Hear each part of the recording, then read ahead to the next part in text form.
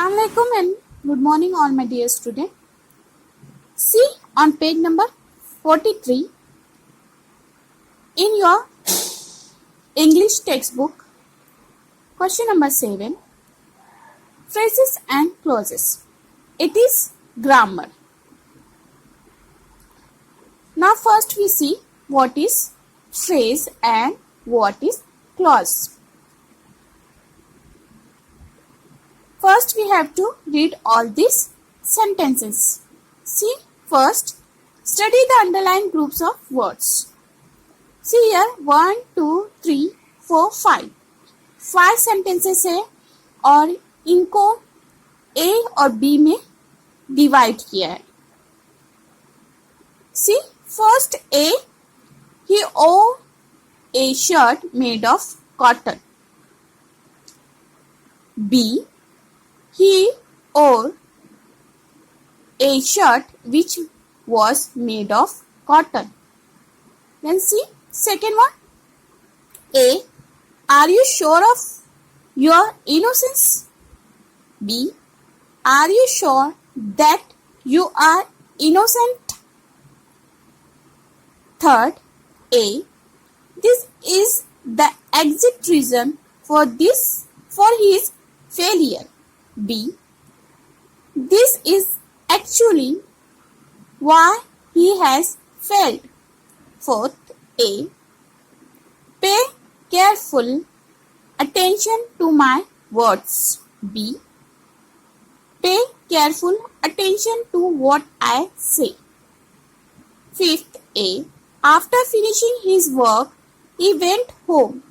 B, he finished his work and he went home.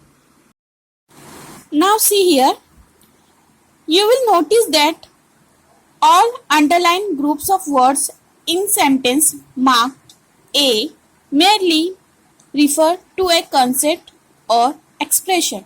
They do not contain a subject or a main or principal verb. Such a group of words or unit of sentence is called a phrase. अब आप देखो यहाँ sentence 1 में जो ए है, जो underline part है, इसमें आपको कोई भी सब्जेक्ट नहीं मिलेगा. सेम बी में देखो यहाँ क्वेश्चन थर्ड के बी में फॉर हिज फेलियर, यहाँ भी आपको कोई सब्जेक्ट नहीं दिख रहा है. फोर्थ में देखो माय वर्ड्स, यहाँ पर भी कोई मेन वर्ब नहीं है. फिफ्थ में भी देखो, यहाँ पर भी आपको कोई सब्जेक्ट और मेन प्रिंसिपल वर्ब नहीं दिख रहा है. तो ऐसे ग्रुप्स ऑफ वर्ड को सेंटेंस में हम क्या बोलते हैं? फ्रेजेस. मीन्स अगर आपको ऐसे ग्रुप ऑफ वर्ड्स मिलते हैं जिसमें को कंटेन में सब्जेक्ट नहीं है और ना ही मेन प्रिंसिपल वर्ब है, तो ऐसे ग्रुप ऑफ वर्ड्स को हम क्या कहेंगे? phrases. Okay, understand? Now see on page number 44, we will continue. Each of the underlined groups of words in sentences marked B convey a thought, concept and have a subject and a principal or main verb. This unit part of a sentence is called a clause. See here. अब हम देखेंगे B sentence. यहाँ पर देखो, आपको हर sentence में subject भी मिलेगा, मेन वर्ब भी मिलेगा. और ये सारे सेंटेंसेस हमको क्या बता रहे हैं? एक थॉट बता रहे हैं, एक कंसेप्ट बता रहे, जो कि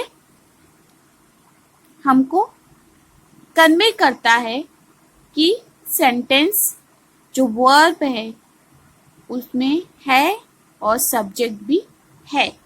तो ऐसे पार्ट ऑफ सेंटेंस को क्या कहते हैं? क्लॉजेस। ओके, किसको? जिसमें आपको ऐसे ग्रुप्स ऑफ वर्ड्स हो जिसमें आपको कन्वे किया जाए थॉट और कंसेप्ट, और उसमें आपको सब्जेक्ट भी मिले और प्रिंसिपल और मेन वर्ब भी मिले। तो ऐसे ग्रुप ऑफ वर्ड्स को हम क्या कहेंगे? क्लॉजेस। अंडरस्टैंड? अब देखो question, say whether the underlined parts of the following sentences are phrases or clauses. Now here we have 1, 2, 3, 4, 5, 6, 7 sentences. इसमें आपको बताना है कि जो underlined part of the sentence है, it is phrase or clause. See first, people from all over the world have invaded us.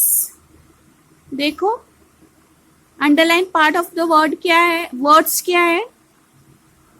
ये जो group of words है इसमें आपको कोई भी सब्जेक्ट दिख रहा है? नहीं। Main verb? नहीं। ये क्या होगा? Phrase. Okay, now see second, I believe that India had it first vision of freedom in 1857. I believe, देखो underline part, subject is there and main verb also there. तो it is, ये कौन सा sentence है? क्या है? Phrase और clause? Clause. Okay, now see third one, it is this freedom that we must respect. Underline part of the sentence देखो, that we must respect. Convey thought, बता रहा है कि हमको क्या करना है? रिस्पेक्ट करना है। See here subject and main principal verb also that it is clause. Fourth one, we are a great nation. In fourth sentence, we are a great nation, ये क्या है? फ्रेज। बिकॉज ये जो अंडरलाइन पार्ट है sentence में कोई भी main verb और सब्जेक्ट नहीं है, तो ये क्या हो? फ्रेज। फिफ्थ देखो, I want to live in a developed India. Underline part of the sentence, subject is not there, main verb is also not there, so it is phrase. See, we have so many amazing success stories but we refuse to acknowledge them. See underline part of the sentence, we refuse to acknowledge them. ये subject है, main verb भी है, तो ये क्या होगा? Close. See 7-1, we have 10% growth rate in most areas. In most area subject नहीं है और ना ही क्या है? मेन वर्ब, तो ये क्या होगा? Phrase. Understand? Now see second, replace the underline phrases with clauses. अब यहाँ पर वी हैव 3 सेंटेंसेस, उसमें से हमको अंडरलाइन फ्रेज को क्लॉज में चेंज करना है.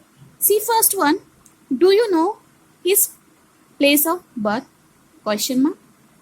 हिज प्लेस ऑफ बर्थ को हमको क्लॉज में चेंज करना है. Do you know where he was born? See here, हमने सब्जेक्ट भी यूज किया एंड मेन वर्ब भी, तो ये क्या हो गया?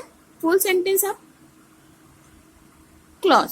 Understand? Now see second B, in his absence the thieves looted his house. In his absence, इस फ्रेज को हमको क्या करना है? क्लॉज में चेंज करना है. देखो, where he was absent, the thieves looted his house. यहाँ पर हमने सब्जेक्ट भी यूज किया और मेन वर्ब. अभी ये क्या हुआ? Clause. Understand? Now see third one,